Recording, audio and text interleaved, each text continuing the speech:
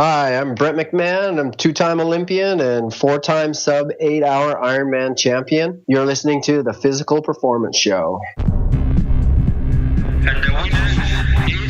Failure is not an option. I've had my ups and my downs. Phelps with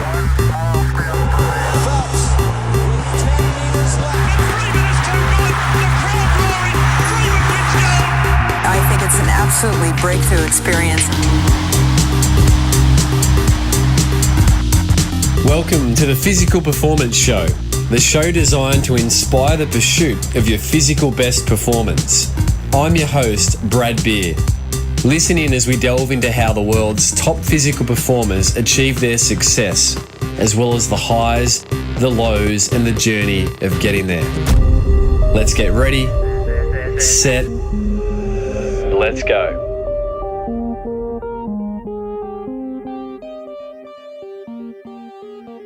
Listeners, welcome to another episode of the Physical Performance Show. I trust you've been having a great week, and I hope that you've been achieving your physical best and having some wins along the way.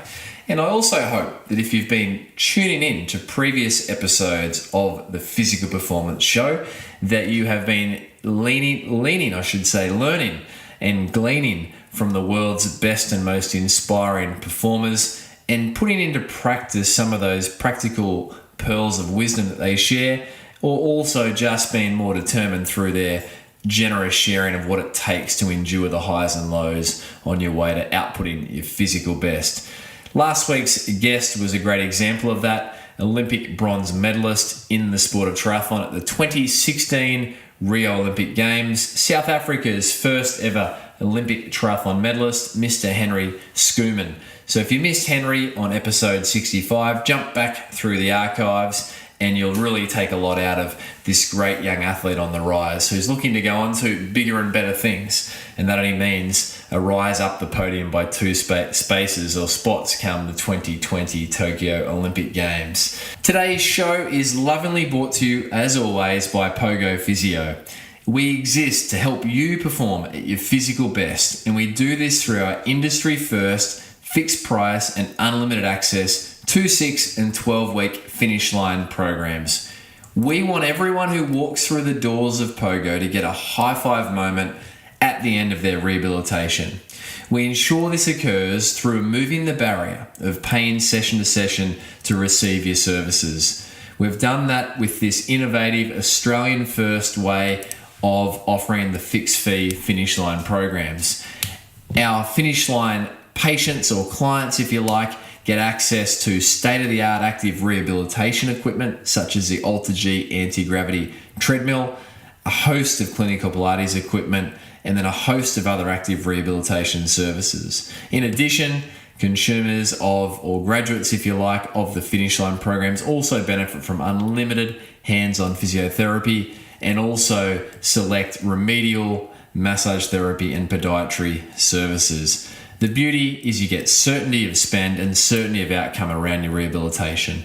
No more do I have to hear at a barbecue from people that physio doesn't work or that physios just wanted to keep me coming back. That's all been done away with our finish line programs, and boy am I happy about that. We are also bringing the finish line programs to other states of Australia through the back half of 2017. So stay tuned if you are outside of Queensland, Australia, and you are looking to also benefit from the finish line program, then finish line programs, and be sure to stay tuned, pogophysio.com.au. Lastly, we insist on initial appointments being 1 hour in duration, as we do not enjoy or believe express medicine is in the best interest of you, the patient or the client. So inside that 1 hour, you will receive an accurate diagnosis. That's the key. An understanding as to the injury causation, and also some immediate treatment, and also a program which we output on our app, whereby you can access the videos at your own leisure and work through your program. So that's POGO Physio, today's sponsor, as always, of the Physical Performance Show. Massive thank you to you, the listener, who have been leaving reviews of the Physical Performance Show. A massive thanks this week in particular to Kate M64. And Kate has rated the program 5 stars. Motivation for mere mortals, Kate says. What an inspiring podcast. Takeaways from what drives these guests are great inspiration for mere mortals. So Kate, thanks very much for taking the time to leave a review. Massively appreciated. And listeners, if you've been thinking about leaving a review, you can simply do that through clicking ratings and reviews on iTunes. And there you can just rate it one of 2 options, 1 star or 5 stars. You could rate it in the middle, but normally you're going to have a polarized opinion. And fortunately for the program, it's been 5 stars to date. But any feedback is welcome feedback. The great benefits of reviews are that it helps this program index more highly and therefore be found by more people inside iTunes and the other platforms such as SoundCloud that support the Physical Performance Show. Listeners, today's guest is one special athlete, Brent McMahon, triathlete, who has had a career that has spanned 25 years. He's been doing triathlon since he was 10. And I love that about Brent. Brent and I both got into the sport of triathlon at the same time on separate parts of the world, 180 degrees apart, probably more. Brent hails from Canada. And Brent shares today on the Physical Performance Show around the highs and the lows of his athletic career. The highs being 2 Olympic Games representations at 2004, the Athens Olympic Games, and then again in 2012, the London Olympic Games. Brent shares around the low of missing team selection for 2008, the 2008 Beijing Olympic Games. And Brent shares so much more than that. He talks about his entry into the world of Ironman triathlon racing, and we touch on the incredible debut that he had. He's been the fastest rookie to ever debut in Ironman triathlon history with a remarkable time of 7:55:48 in the 2014 Ironman Arizona Triathlon. Brent's also since gone on to clock up a further 3 sub-8 hour Ironman triathlon finishes, making that 4 sub-8 hour finishes. He's also posted what was up until recently the 3rd fastest Ironman time in history at Ironman Brazil in 2016. Brent finished in a remarkable time of 7 hours 46 minutes, running a very impressive 2:42 marathon off the bike, smashing the record at that stage. Brent talks about one of the lows being his return to Brazil this year, where things didn't go as per plan, and Brent outlines that in today's episode. Brent also takes us through the practicalities of being an athlete at the professional level for so many years. And as always, our guest today, Brent, will endure the Physical Performance Show's performance round and lay down a challenge to you, the listener, for the week ahead. So you're going to really enjoy Mr. Brent McMahon today. If you are a triathlon fan, get ready. If you're an Ironman triathlon fan, boy, you better get ready with a pen and paper at your side. So let's jump straight in, Mr. Brent McMahon.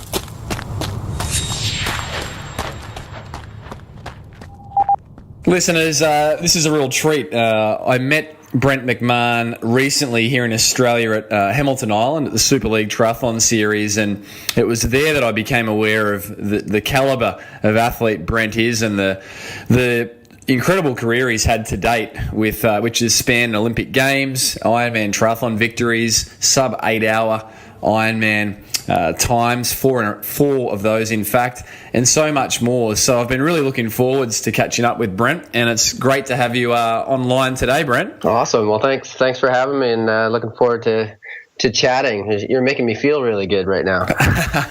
Well, Brent, mate, let's start with something a bit fun and curly. What's something that scares Brent McMahon? Having to see physios while I'm supposed to be racing. Do tell, explain. Well, and unfortunately, I got to meet you because I needed to get fixed when I was racing on Hamilton Island at the Super League event. So, when you're killing yourself on the race course, and and you got 3 days of racing in a row, and partway through that, you have to see the physio to figure out what you've done to your thumb.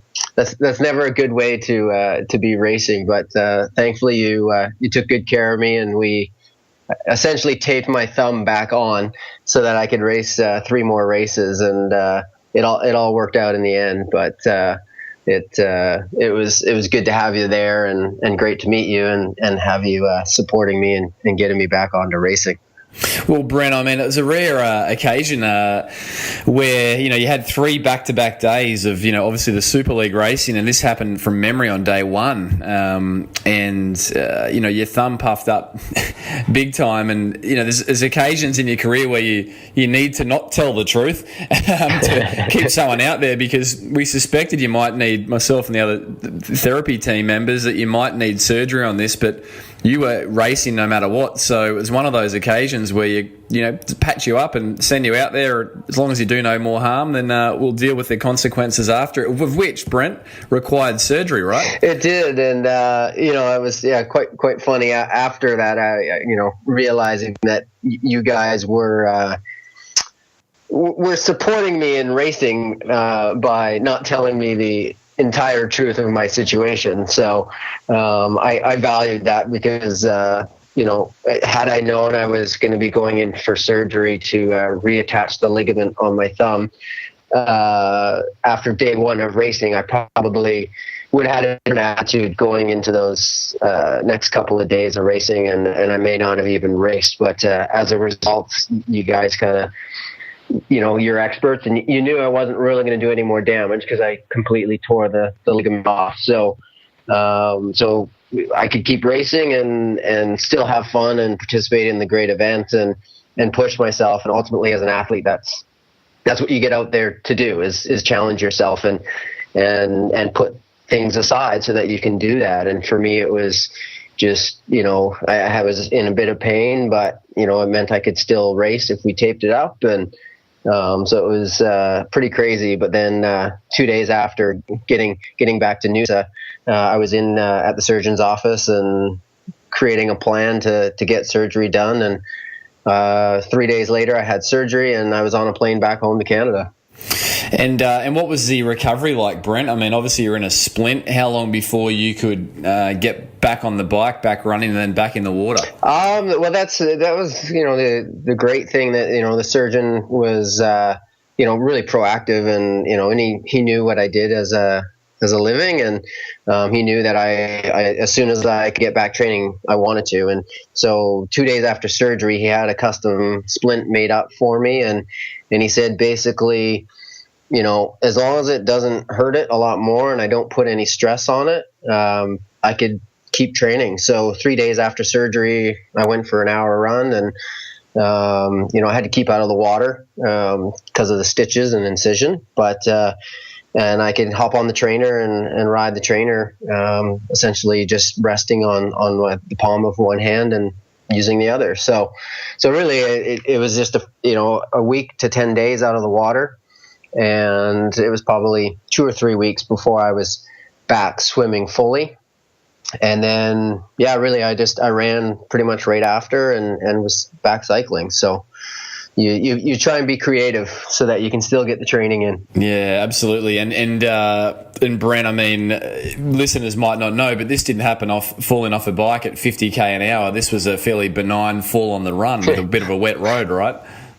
Yeah, it was kind of silly. We had this really technical bike course where you're descending this really steep hill at 70, 80 kilometers an hour into a really sharp turn, and you're racing with 23 other guys all bunched up, and I got through that part, and then running on a straight out and back, I slip on the turnaround because my shoes were wet, and do my thumb in. So it's not really a great fancy story of how I tragically crashed in and things flew everywhere. I slipped and fell and hurt myself.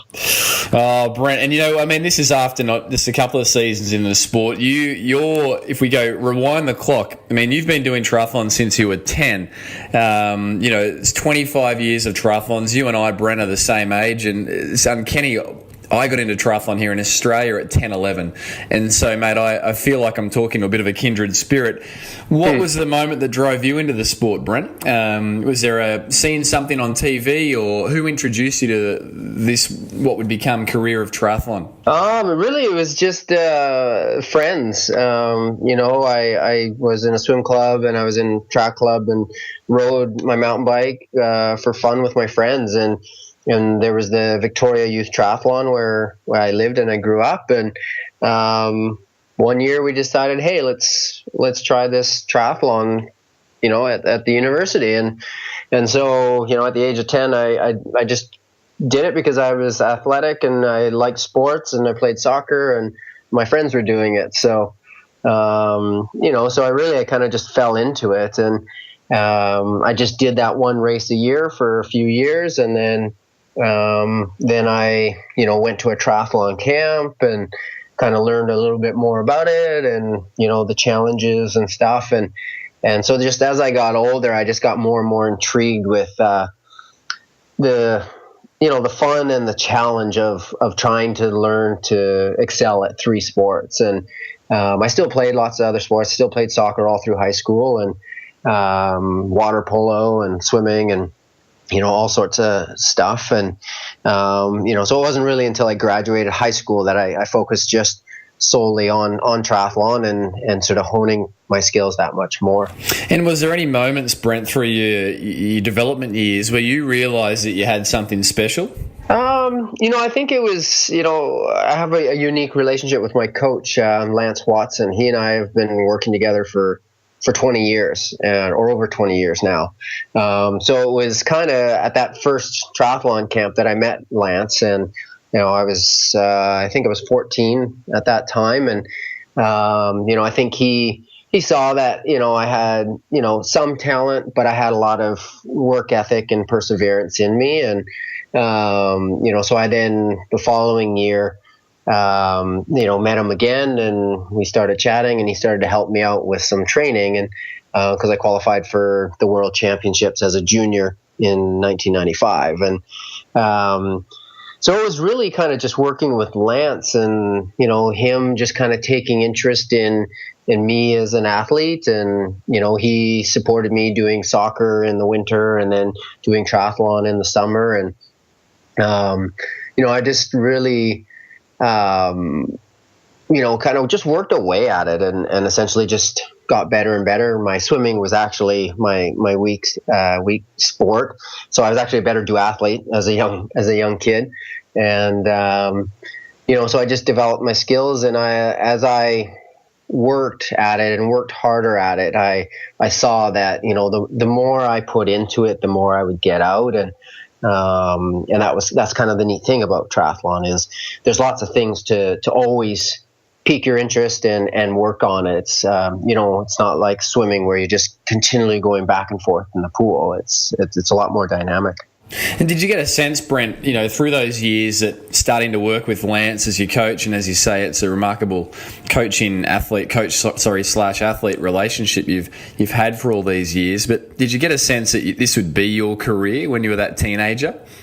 No, I don't think. As a kid, I just enjoyed sport, and I just enjoyed competing, and and initially, I was training with my peers, and that dream of going to the Olympics was always kind of there, and so it wasn't necessarily about making a living and being a professional triathlete. It was more about okay, well, can I make the national team, and then can I try and qualify for the Olympic Games, and that's kind of what kept me persevering and pushing through and challenging and training hard was that goal of the Olympics. And, through that journey, you learn so many skills, both as a person, but also as an athlete. And,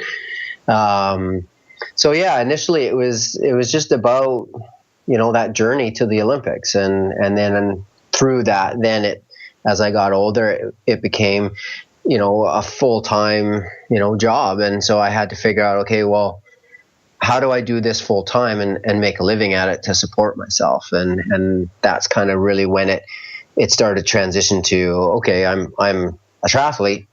How do I make a living from this? Yeah, Brent, I mean, you mentioned that you learnt skills, and we want to obviously cover your dual Olympic outings, Athens and London, and the qualifying for those games, those teams that you were part of. The skills that you learnt, though, Brent, in that trial period leading up to that, you were still young in years, sub 25, when you were, I think 24 when you went to your first Olympic Games. Correct me if I'm wrong, but what did you learn in that, in that pursuing of that goal, which, as you say, is pretty much any teenage athlete's dream, to go to the Olympic Games? What were the top 2 or 3 things you really learnt as a person in the qualifying for that first Olympic Games? Yeah, that's the interesting thing, is that the first Olympic Games was so much different than my second Olympic Games, because obviously there was 8 years difference in time there. But as a young athlete, it's always about, you can be very motivated and good at your sport and training and dedicating yourself to the sport, but as a young person, there's always the distractions that are hard to manage. And, you have friends that are, going to college or going to university or going away or, taking a year off to travel the world or, just hanging out on the weekends. And, so as a, late teen, early 20s athlete, you have to find that balance of, enjoying life, but also dedicating yourself to your sport and what it takes to qualify and compete at the Olympics. And, so I think for me, it really taught me at an early age to balance things in life, both the good things and the bad things, because, all throughout your life, there's ups and downs and you have to deal with those. So, it causes you to mature quite quickly, because you have to deal with a lot of things and you have to make sacrifices. And, there was plenty of weekends that I, wished I could have been up skiing with my friends. And, instead I was, in the rain, riding my bike and putting in hard hours of training. But ultimately, once you qualify and compete at the Olympic Games that you've had as your goal, all those things are worth it, and you value your dedication to that sport. Yeah, and I mean it's something that I admire greatly about athletes like yourself, Brent, whether it's in the sport of triathlon or other sports. But there comes that critical junction in life where you're either going to pursue your best in the sport or you're going to start a career, and as you say, distractions or different pathways. But the thing that I think I admire about professional athletes more than anything is the sacrifice, because yes, you're sacrificing your time and things like that, but you're sacrificing other opportunities, and that's a big call. And it's a call of, it's one that takes self-belief and a lot of fortitude. So what was that first Olympic outing like, Brent? What was going through your start line? All these years of training, the dream as a teenager, and you find yourself on the start line at Athens, 2004. What was going through your head as you're standing there in the Canadian tri-suit?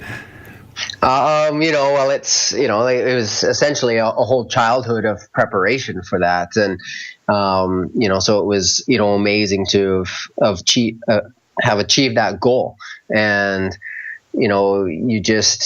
you're just trying to take it all in, and you've been so focused on something for so long, it's sometimes hard to kind of lift your head up and look around. And for me, in Athens, I'd done all that work to qualify, and actually in the lead up to Athens, I picked up an injury, and I had a bursitis, and so I wasn't able to train and prepare the way I wanted to. And so for me, it was, kind of bittersweet, because I'd done everything I needed to do to get there and qualify and try and get ready. But then ultimately, as an athlete, your end result is about putting your best effort out on the race course and challenging yourself to your highest potential. And so for me in Athens, I wasn't able to do that. I wasn't able to go and train and prepare perfectly the way I wanted to, and then go and execute on the race course. I didn't have the run training I needed to, and I wasn't able to get the time in the pool as well. And so for me, that experience, it was very challenging, but also very rewarding in what I learned. And so for me, I just kind of used Athens as as my springboard to, what's going to motivate me towards the next Olympics. And I took everything and I learned as much as I could from that experience and preparation and what I would do leading into the Olympics, what we're, going to do while we're at the Olympics and stuff like that. And really just kind of researched as much as I could and then moved on from there. Yeah, so there's obviously a bit to process. There must have been a bit of expectation too, Brent, on the Canadian team, given that Simon Whitfield was the sport's first Olympic gold medalist in Sydney at the Sydney Olympic Games. Was there a bit of expectation, a bit of pressure that the team was feeling, or was that not there at all? No, it was definitely, it was definitely weighing on the whole team. Both the men and the women. There was a lot of expectation that, Canada was going to return to the Olympics, for the second time with a stronger, better team, with the returning gold medalist, and hopefully men to follow him, and then so for me there was pressure to perform and be at my highest level so that I could show that we have a full program established and there are athletes coming. And so again, that's all part of the learning of high performance sport, is dealing with pressure and dealing with things that you have to do to perform. And so it was definitely overshadowing everything in Athens, and and even Simon felt that, and and so that's he didn't perform to where he wanted to. And so again, both of us kind of came out of that going, okay, that didn't go to plan. That's not what we wanted. So now let's get motivated and ready for the next Olympics. And I really like one of your, flashback posts that you put on your Instagram gallery, Brent, which listeners will tag up in the show notes so you can follow Brent's journey. But it was a picture of yourself, Simon, and Australia's triathlete Peter Robertson at the closing ceremony. And I've got to say, mate, you're pretty fresh face there. You look like you're straight out of school. I pretty much was.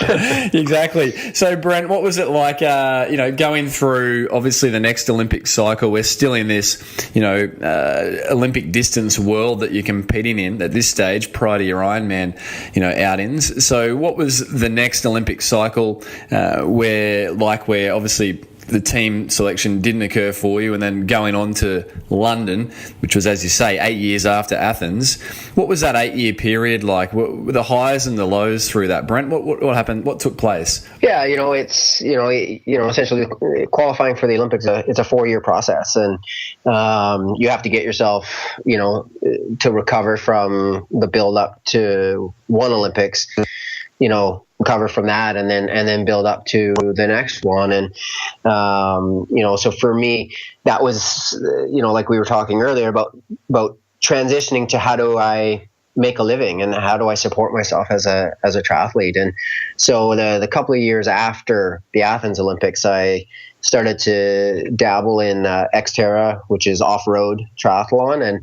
And there's quite a strong series in the US, and with the World Championships in Maui each year. And so for 2005 and 2006 seasons, I actually raced the Pro Xterra circuit, and that's kind of how I, generated a living that would allow me to keep training and racing and paying rent and on that path, that 4-year path towards the Beijing Olympics. And so I had a lot of fun doing the Xterra racing, and got on the podium at the World Championships twice. And, so that was kind of my first venture into true professional triathlon racing versus Olympic, sort of more amateur triathlon racing. And, but ultimately my focus was on the Olympics. So I returned to focusing on that and training and preparing for that. And, and it's a long process. So,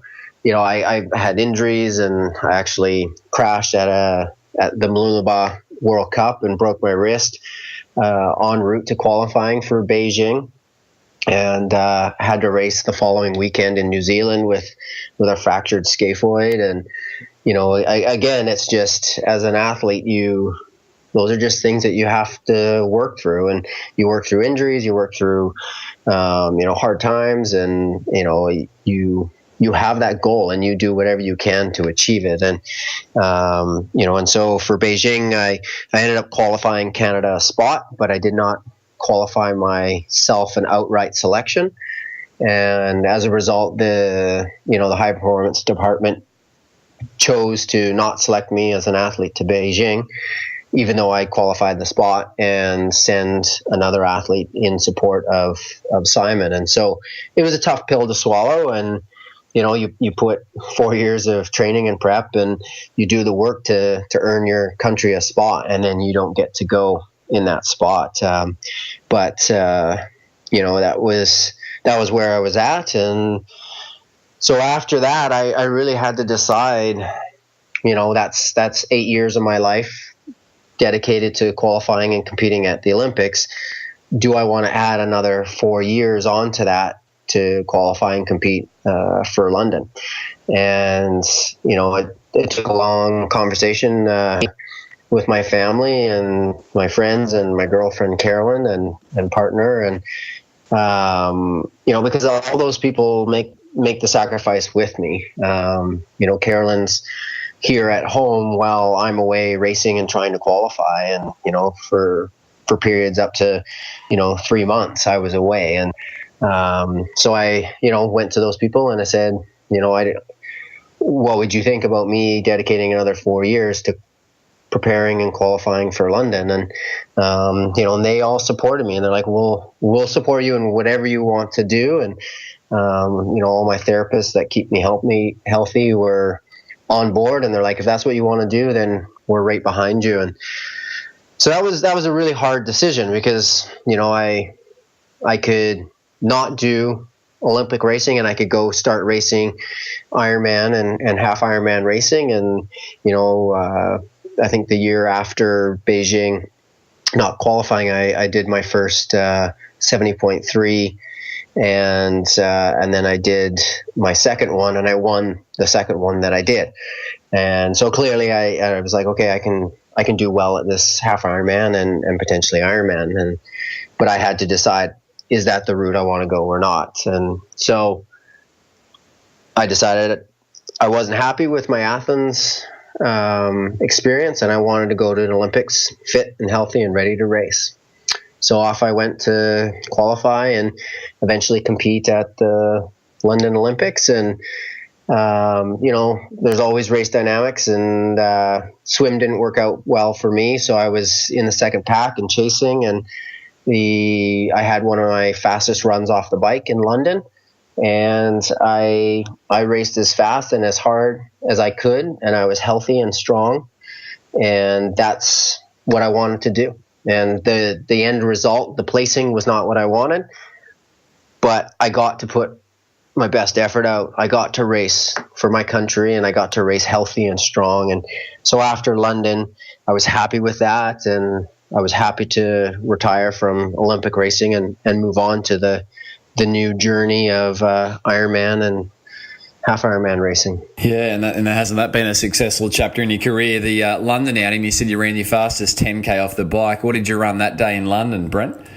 That would require me remembering stats, but I think it was 30-40 or 30-45. Yeah, so you were moving, and what was your position? What was your final placing in London, Brent? Obviously, you said you weren't happy with it, but you were happy that you were giving your best. 27th. Yeah, I mean, it was a dynamic field. It was, at that point, I think the deepest field ever in an Olympic distance race. I remember Courtney Atkinson from Australia. I think Courtney might have been 14th or 12th or something like that. So, I mean, mate, clearly, as you said, your satisfaction came not from the number, but from the fact that you were healthy, fit, and you gave it all despite your swim not quite going to plan that day. So, mate, we move out of that era into this era that you've now really gained some notoriety around, and that's, obviously there's been some 70.3 success, or lots of it, but more so now your I guess claim to fame in the Ironman world is 4 sub-8 hour races and scorching run splits off the bike like 240 and a 242. So, mate, what was it like making that transition, going from the 10Ks at 30 minutes to running these marathons off the bike incredibly fatigued? Well, initially it was easy. When you go from trying to blow your brains out running as close to 30-minute 10Ks to being able to do a half Ironman where you're trying to run 34-minute 10Ks. Initially it was obviously the swim is not a huge change for half Ironman. It's only 400 meters longer, and then the bike. I was always a really strong, consistent, powerful biker. So lengthening the distance up to 90K wasn't a huge jump, and so it was actually more just the pacing on the run that was the challenge, because when you get off the bike, my body naturally wanted to run 32 minute 10K pace, and but then it's like, well, we got to do a couple of these 10Ks now. so initially it was like, okay, I got to hold back, and I specifically remember running my first 70.3 at Oceanside, California, after being done with the London Olympics, and just like going out on the run, and I was like, oh, wait a minute, I got to slow this down. It's and it felt easy initially, and the first 10K was like, okay, yeah, that's no big deal. And then I got through the next 5K, and it was like, oh, okay, this is starting to be some work. And then the last 6K was definitely challenging, and that's where I was like, okay, yeah, it's this race is about pacing, and it's about nutrition, and about executing your race. And I ended up having a great run, but it was definitely a unique experience. And there's not too many races now where I'm holding back on the run. It's I've kind of developed my system to run at a certain pace, and it starts off at that pace and it keeps going, and that's part of building endurance. And I mean, that debut Ironman, Brent, you came out one Ironman Arizona 2014, broke the course record, went sub 8 hours, 7:55, the 15th fastest at that stage Ironman of all time. When you finished that day, did you kind of realize that, gosh, did that surprise you, or did you know going into it that you were going to be a force to be reckoned with? No, it definitely surprised me. It was, I definitely, felt strong, and I felt good, and I felt, like I could win that Ironman. I felt like I had the skills and the training, but I had really no perception of speed and distance over an Ironman. I had never actually sat down and gone, okay, well, if I think I can swim this, and I think I can ride this, and I think I can run this, it'll be under 8 hours. And that's a fast time. That had never crossed my mind. It was, my first Ironman was, purely about executing my fitness, how we had trained on that course. And that was the sole goal, was just get my training out onto the race course and do my nutrition right, and let's see how this first one goes. And and it went amazingly well, but it was also very challenging. I really had to dig deep and work hard a number of times in that first Ironman, but ultimately it all went smoothly. I didn't have any major upsets with, cramping or nutrition, and I was able to push myself the whole way. And so it was actually quite funny, because I was, I guess about 6K from the finish, and Lance, of course, was there supporting me in my first Ironman, and he had done the math, and he was like, if you can keep this pace, you can get under 8 hours. And all I said was, I don't care, because all I wanted to do was stop at that moment, because my legs were so sore, because no matter, what the training we had done, I'd never gotten to it's that same point in an Ironman. That the last 5K in an Ironman it's like nothing else. And you can train and try and feel like it, but until you do the whole Ironman, you got no real perception. And I was just in so much pain. My quads were so sore, and he's just telling me to pick it up and go faster. And I'm like, you don't even know. And I don't care. I'm just going to keep going how I'm going, and we'll see what happens. And so sure enough, I kept the same pace, and I was able to get under 8 hours. And what was the first thing out of Lance's mouth when you crossed the line? Oh, he was just, it was funny. He didn't have a lot of words. He just, he was just so excited and happy for me. And, we've worked together for so long that, he really shares in the experiences that I have, and the successes and the defeats. And so he is just as overjoyed as I am when I finish, and he's also just as upset when I, don't finish, or when I, have hard races. And so he just had a grin from ear to ear. And, he was just, eventually when I got to the medical tent and feeling better, he was like, that's a really fast time. And I think it might be the fastest first Ironman. And I was like, really? And I was like, that's when it started to sink in that, oh, okay, this first Ironman did go really well.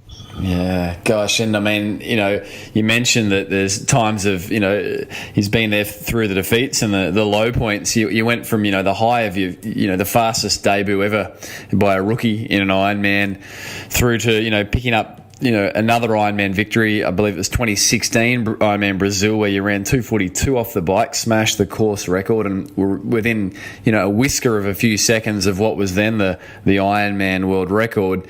And then, 2017, this year, only a matter of weeks ago, Brent, things didn't quite go to plan. Can you put listeners in the box seat of what happened leading into Ironman Brazil, and then on the day, the disappointment? Mm-hmm. Well, yeah, obviously last year, it again, I had one of those Ironmans that just went really well, and, and another sub 8 hour Ironman finish. And so this year I came back to Brazil with the intent of racing as well or better, because I actually felt like I could run a little bit faster than I did the previous year, because at times I was holding back in the 2016 race. So this year I went back there with the intent of furthering my course record and running faster and maybe going under 8 hours by a larger margin and possibly getting the world record. And so I had, you have these goals and you have these aspirations as an athlete, and you put all the pieces together, and the training and preparation. I'd recovered from thumb surgery, and I'd got a race under my belt in St. George, 70.3. So things were feeling good and pointing in the right direction. And so Lance and I headed down to Brazil this year, ready to rock and have another go at it. And with anything, you get on planes and automobiles and around lots of other people, there's always the risk of getting sick. And somewhere along the line, I ended up getting sick and getting a flu. And so 3 days out from the race, I was in bed, and it actually ended up turning into a sinus infection. And so for 2 days, I basically laid in bed with the hopes that just complete rest, I could kick the flu and hopefully get better. And so I just kind of ate, slept, hydrated. And, so by Saturday, I wasn't getting worse. I was, I felt better than I did.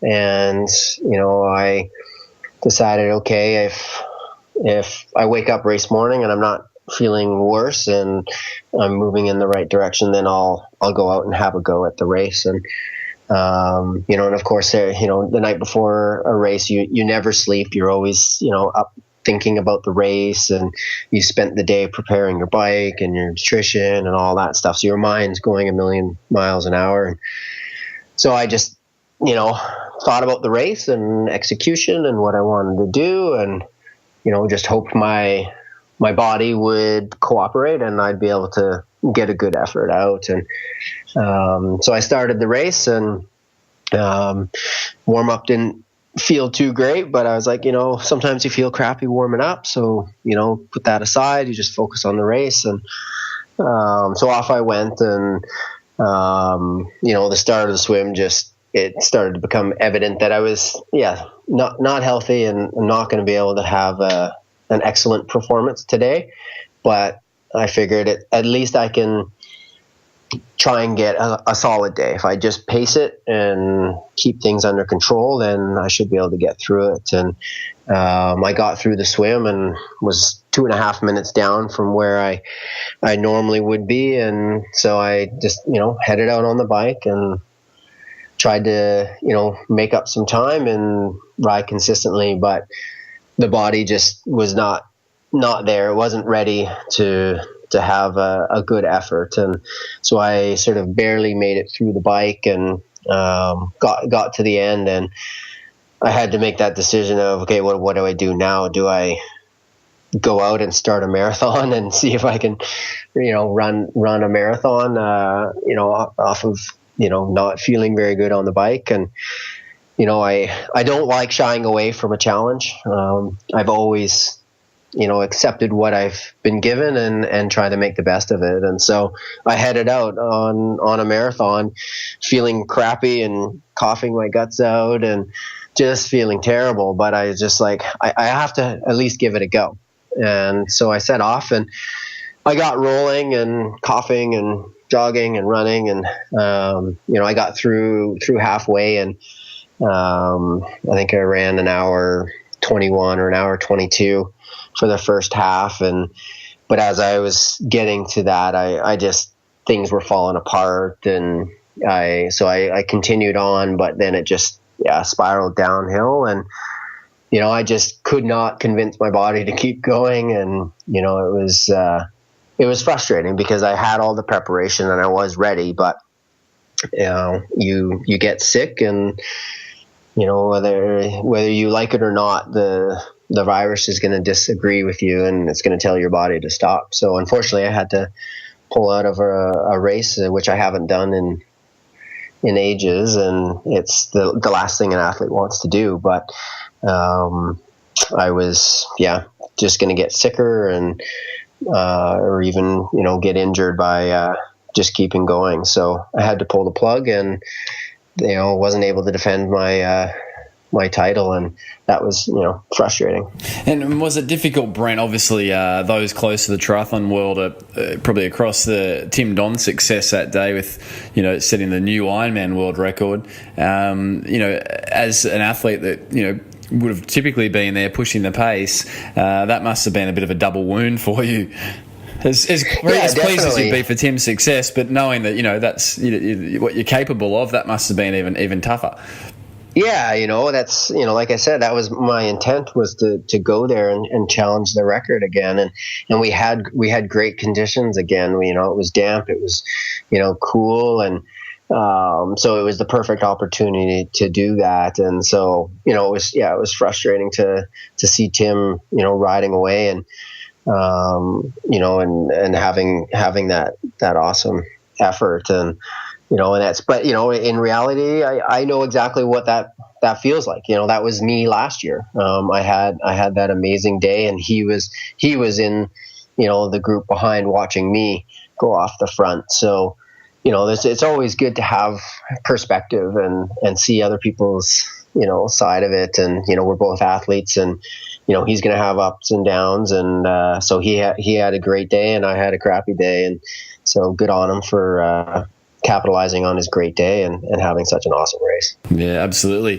Talking about perspective, Brent, let's do a performance round, mate. So this is a bit like an interval session. I'm going to throw you some rapid fire questions for your responses. You ready? All right. Training session you most dislike? Short rest, short distance run intervals. So like 2s and 400s. Training session you most love? I love doing overgear hill repeats on the bike. Yeah, nice. Favorite pre-race meal, Brent? Chicken and rice. Chicken. And that's a rotisserie chicken. Bedtime, morning time when you're in peak training? Not early enough, bedtime, and usually too early in the morning. No, I'm usually up at 6:30 in the morning. Yeah, and bed? Not early enough? What's that mean? Is a whole bunch of randomness, and it's never early enough. Who's the athlete Brent McMahon most admires and why? Oh, there's a lot of athletes I admire, and I think there's all sorts of athletes have different characteristics that you try and emulate, and and I've got ones from different sports, and but ultimately, me as an athlete is derived from who I am as a person, and I've learned that from my father, and how I lead my life is also how I race in sport, and my parents, basically have taught me to do that. Yeah, brilliant. Would there be someone just off the top of your head that you could name as an athlete that you just really do have some great admiration for, what they've achieved? I've spent years working with Simon Whitfield. We've had hard times and good times together, and I respected him as an athlete, and he taught me a lot about being an athlete, and he challenged me as an athlete and pushed me, and so I have learned so much from him from the many years of being fierce competitors and as well as teammates. Yeah, great. Who's the toughest competitor you've ever raced, Brent? And why? Oh, again, I've had tough opponents multiple times, and Tim Don and Jan Frodeno. Those are two guys that I've gone up trying to defend races against, and they've got the better of me, and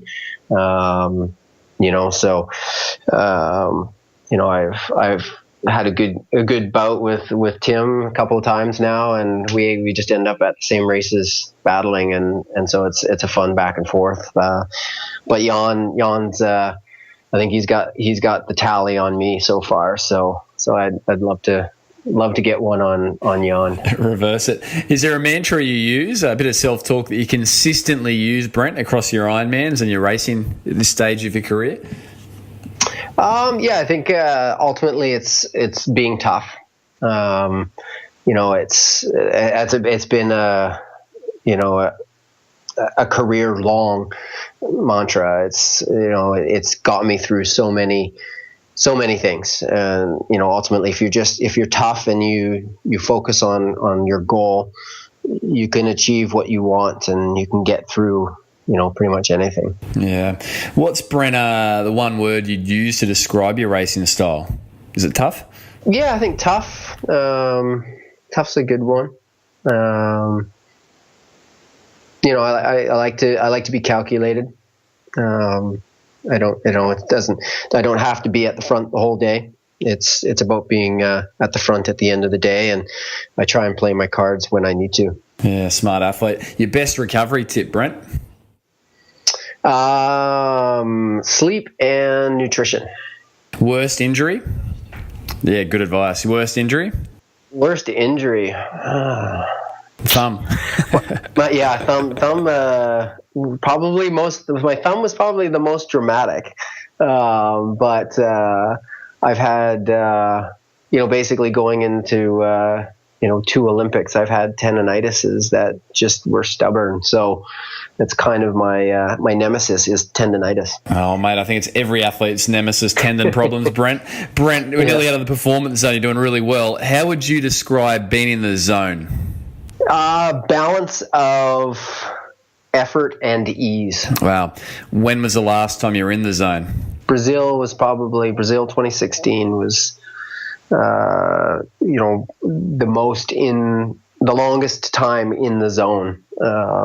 It's hard in an Ironman to be clicking and on it for 8 hours, but in Brazil last year, it was start to finish. I was just mentally fresh and on, and that allows you to execute and get the best out of yourself. Yeah, brilliant. The hardest session, Brent, you've ever done, what would that be?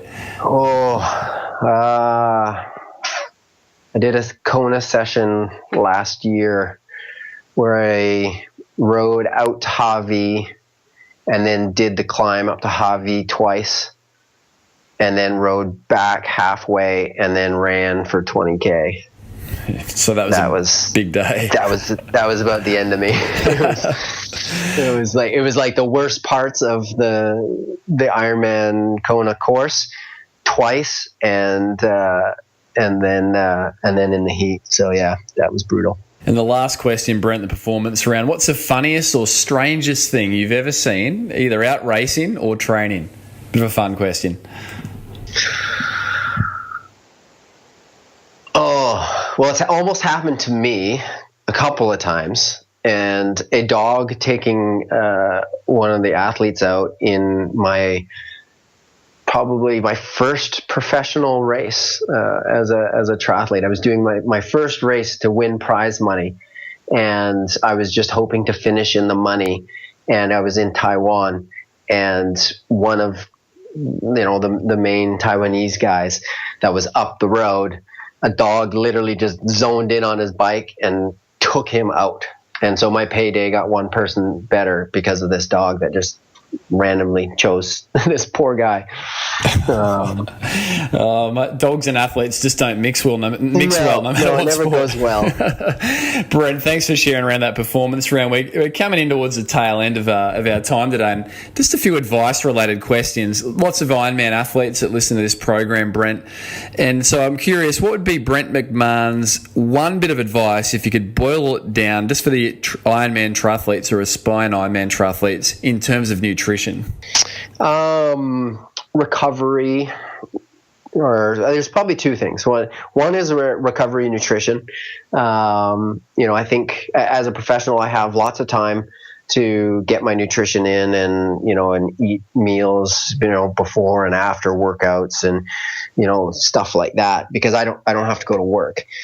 So one of the biggest things I find with amateur athletes that work hard, that work 30, 40, 50 hours a week, and then still trying to get the training in, is they do the work, which is amazing because they get all these workouts in as well as work a full-time job.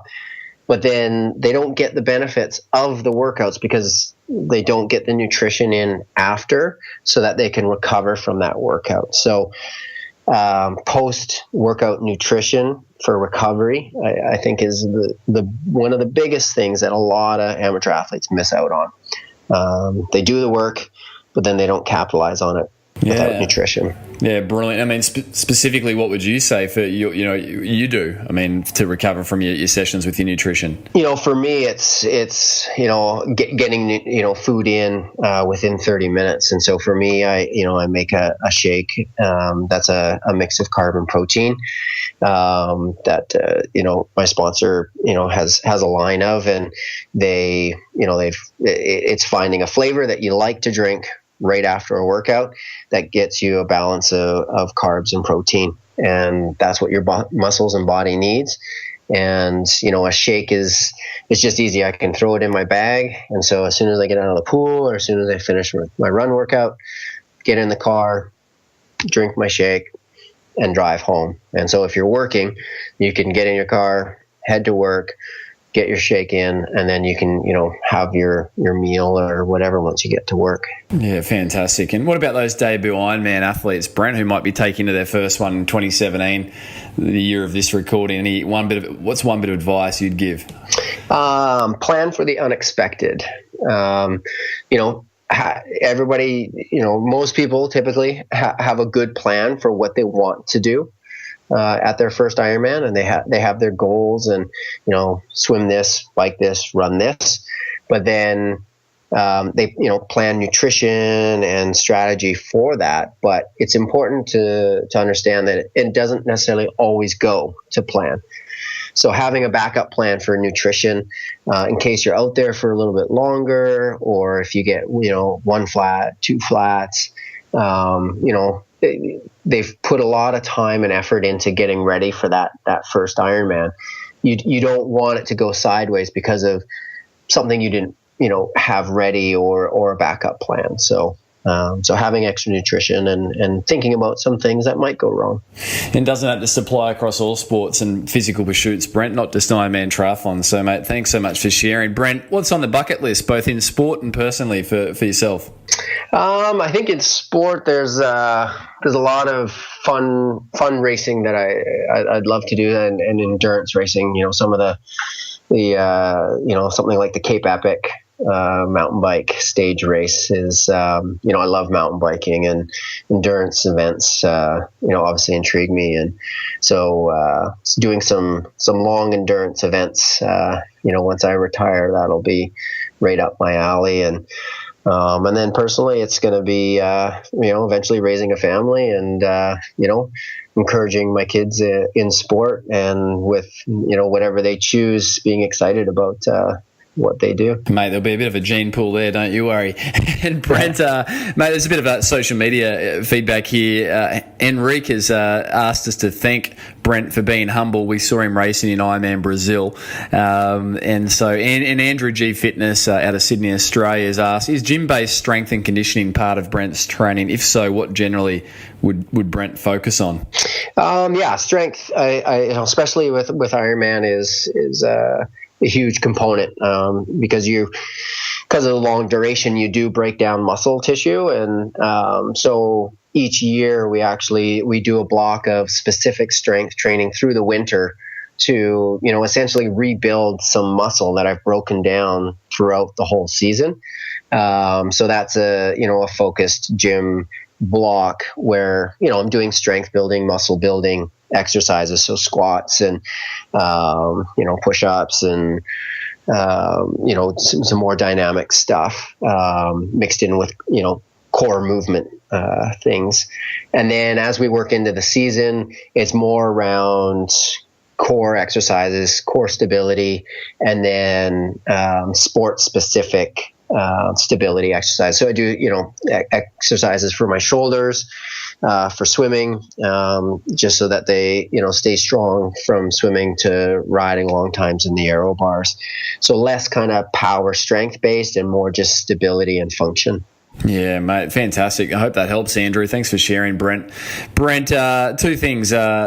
First is a fun question. If you're at the dinner table with three people of your choice, living or past, who's at that dinner table and why? Well, one would be Jesus. That's who I learned from and aspire to be. It'd be great to ask him some questions. And then, who else? It's a tough question. I don't think I've ever been asked this question before. Who else? Wayne Gretzky is a Canadian hockey legend, who I watched, growing up, and would love to ask him about his life and being a legendary hockey player and another sport perspective. This might be controversial, but it would be interesting to talk to Hitler and see what was going through that man's mind. And Brent, we may have lost you there with a bit of static there. Who was that third person? Sorry, Brent. Oh, that's convenient. I said Hitler. Oh, Hitler. Yeah. Well, I said it might be controversial. What? Sorry. No, he's a person in history that has affected the whole world, and it would be interesting to ask him what his thought process was. It's well, mate, you are a deep thinker, and as you said, one of your, a word I'd use is calculated. There's a lot ticking over in that mind of yours, Brent, and I think that's going to be a fascinating dinner table. Wayne, Jesus, and Hitler, mate. I think that's maybe the most unique seated table we've had of a guest to the show. So, mate, thanks for bringing some light there on an interesting table, Brent. Mate, we like to have every guest of the program issue a physical challenge for the week, so it can be incredibly demanding, or it can be entry level. What's Brent McMahon, Ironman Champion's physical challenge for the week to listeners going to be? Oh, let's say, well, it incorporates a little core and stability. Let's say 50 burpees. 50 burpees. All right, listeners. So if you take on Brent's challenge, be sure to get some video evidence and tag Brent and I in on social media so we can congratulate you. But 50 burpees, and that's continuous, right, Brent? Of course. And if you can do it daily for a week, gold star. Brent's gold star. Right, that's the physical challenge.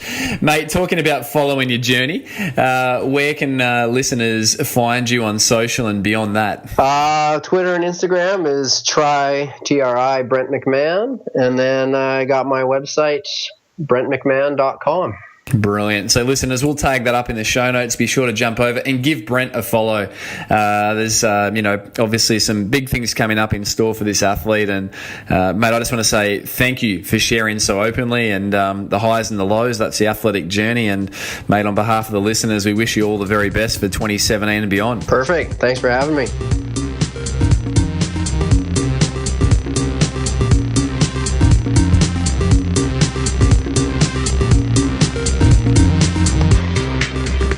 So, listeners, there you have it. Another episode of the Physical Performance Show. I trust you took some great learnings and insights from Brent McMahon's sharing on today's episode. If you did, please don't just leave it there. Please let myself and Brent know. You can tag us in on social media. Our handles will be visible over at the show notes, pogophysio.com.au. Likewise, if you take on Brent's physical challenge for the week, please be sure to let us know by tagging us in with any comments or feedback. That'd be absolutely terrific. It would mean a lot to Brent, and it would mean a lot to myself. An enormous thank you once again to you, the listener, who have been reviewing the program, and a massive thank you on iTunes, and a massive thank you as always to the two good folk who make this show possible, Mr. Daryl Misson, audio engineer, and also the show's VA, Miss Susan Wilkin. Thank you guys, you're both absolute champions. If you would like the episodes to feature weekly, then just simply hit subscribe from within your app or device. That'll populate it every week for what I believe and hope will be your listening pleasure.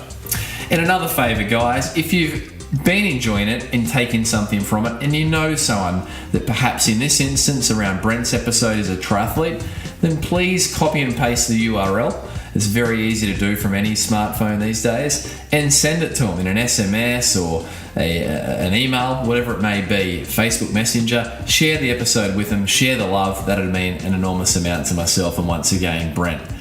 Lastly, if you're into running, you can now pick up your copy of my Amazon running and jogging bestseller, You Can Run Pain-Free. It's available now on Audible and also iBooks, so you can run and learn. Learn the 5 steps of injury-proofing your body against running injuries. The book's also available in Kindle version and also paperback, with Amazon shipping internationally and Amazon also shipping inside Australia, as does POGO Physio. Coming up on next week's episode of the Physical Performance Show, I catch up with one special lady, Siri Lindley.